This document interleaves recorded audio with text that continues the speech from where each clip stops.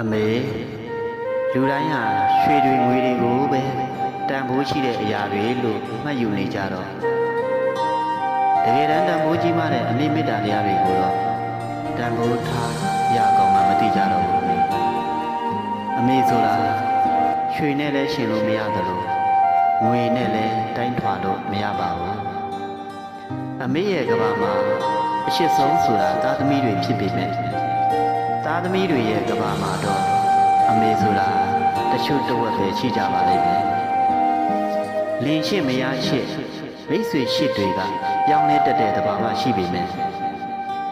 သားသမီးတွေပေါ်အထားတဲ့အမေရဲ့ရှိချင်းမေတ္တာတရားတွေကတော့ဘယ်တော့မှပြောင်းလဲမသွားပါဘူးအစားတို့မရတဲ့အမေရဲ့မေတ္တာတရားအမေရဲ့ကရုဏာတရားတွေကိုသားသမီးတိုင်းတန်ဖိုးထားတတ်ကြရင်သိကောင်းပါပဲဗျာ